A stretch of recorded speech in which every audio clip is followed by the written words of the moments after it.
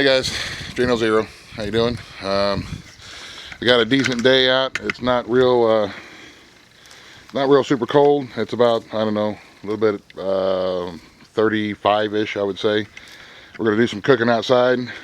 Todd Albee from the SilverFire company has sent me this SilverFire Dragon Pot cook pot that I'm going to be using today. I'm going to cook some lasagna up in it. BC Truck did a really good review of the rocket stove. This one's called the Survivor rocket stove and the Dragon Pot. I'll go over a couple of things here with you on the Dragon Pot. It is a really good sized stock pot, and some of the things that he's done with the design is, I don't know if you remember on some of the older rocket stoves, like the Stove Tech, some of them would come with a skirt that would go around the top of the stove and the pot that would maximize the heat that was coming up to the bottom of the pot. Well, this Dragon Pot here has got a built-in skirt, so the heat comes up and it hits the bottom of the pot. The hot air also goes around the edges here. It goes up around the sides of the pot and then vents out through the holes here at the top of the pot. That makes the whole thing heat up a lot more quickly and a lot more efficiently. So that's one of the designs of this pot. You can see that it fits right over the top. It fits right over the top of the rocket stove. Now, it's designed for efficiency, and it does work very, very well as far as the heat coming up through the side there. But another reason why Todd did this is because you'll notice that the pot doesn't slide around on there. If you're here and you're stirring whatever it is that you're cooking, this pot does not slide across the top of the stove. It's a safety design as well as an efficiency design. This Todd has worked in several other countries that are very much less fortunate than we are, here in the United States. And he has seen with his own eye people who will be cooking on top of their stove with just a regular pot, and they go to stir it, and the pot would, slide off and tump over, and would cause some burns. And if you have ever been hit with a pot of hot boiling water, you understand what I'm talking about. So it's definitely a safety issue as well. Today I'm going to be cooking on my Hunter stove. There's the SilverFire Hunter stove. And as you can tell, I'm not gentle with my stuff, man. It's out in the weather, and I use the crap out of it. We cook outside all the time, and you can see how well these things are holding up. There's a side view. You can see there's you can tell that I use it a lot. There's hardly any kind of rust on this stainless steel. I mean, there's no issues whatsoever with this stove. It has really, really held up very well to the elements, to the heat, to the cold. You name it, man, I put it through it. Even on the Hunter stove, you see that on the Hunter stove here, there's this little lip that runs around the top edge. Well, this Dragonfire pot sits on there, and it is very secure as it sits on top of the Hunter stove. So I wanted to give you guys another little, everybody knows that it's there for efficiency, that the heat can go up around the sides of the actual pot, the cooking pot, and make it heat up a lot more efficiently. And it vents out the top here. But it's also a safety feature as well. Also, there's not another piece that you got to look out for. There's no additional pot skirt that you got to try to keep track of that's going to get bent up. I know that the Stove Tech that I had came with a skirt, with a pot skirt, and it got bent up and damaged, and it was just, it didn't work out very well. I didn't use it very often for that reason. So today, like I said, I'm going to use my Hunter.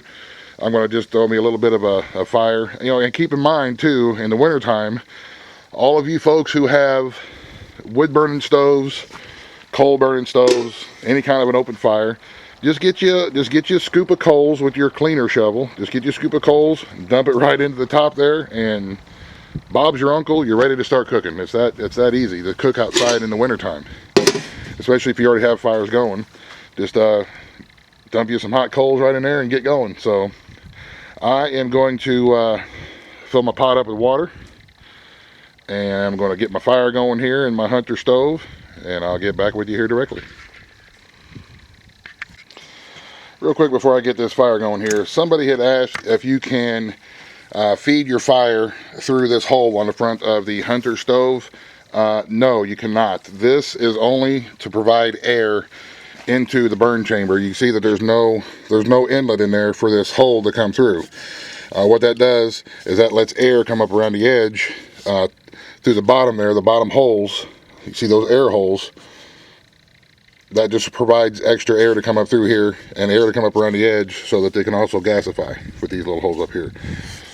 So I got me a little bit of pile of sticks there. I'm going to get me a scoop of coals in there and get this fire going. I just wanted to answer that question real quick before I started.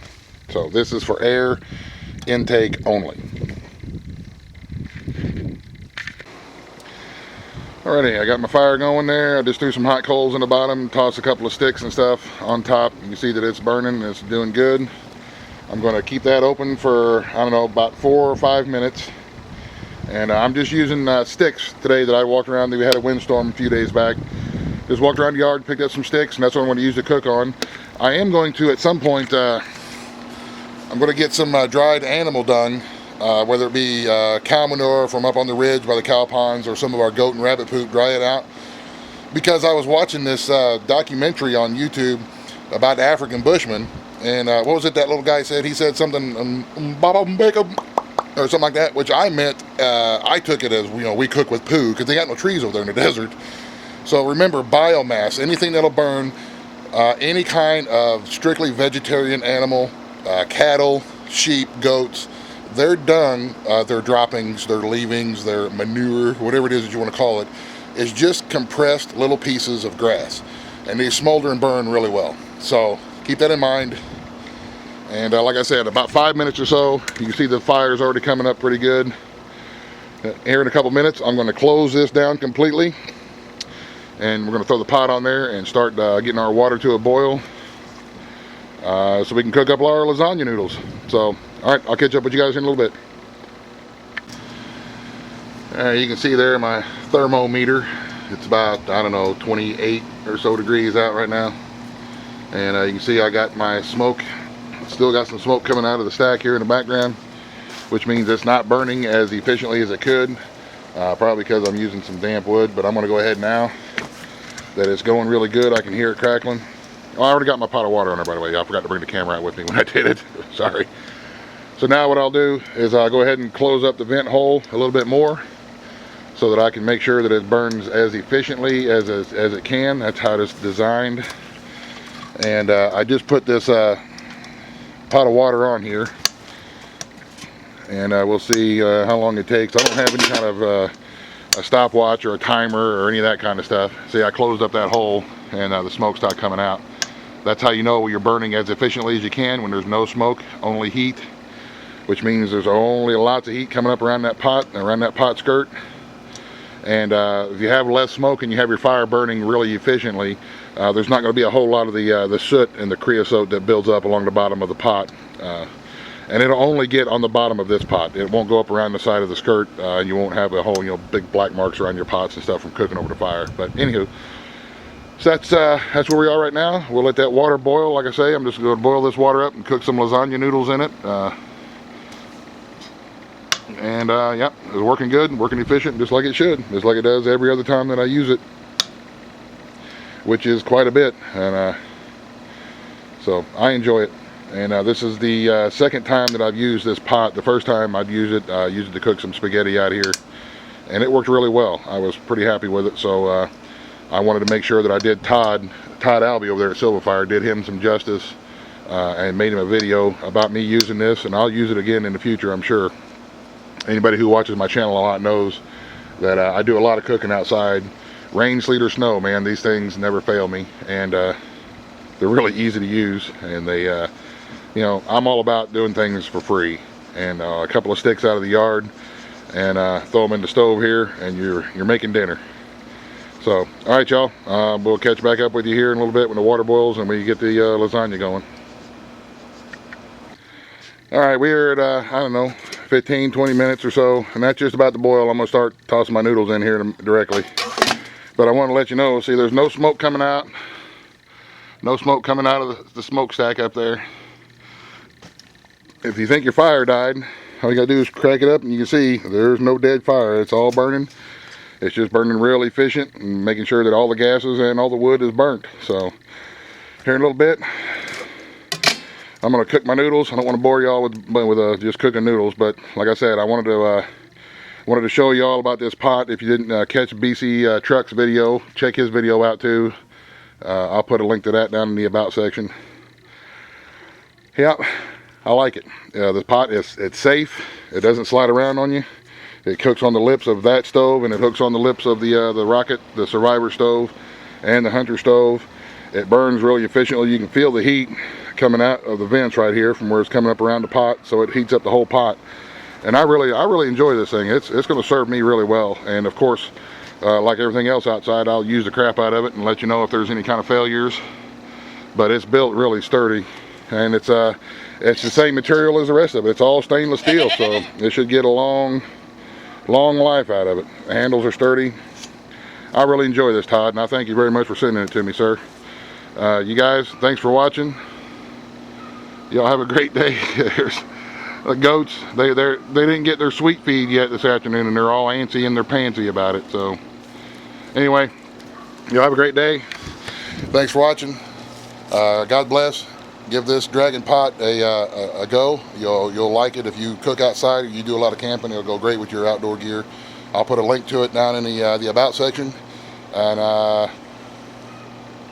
not quite sure what else to say, so the end. Buzz, the end.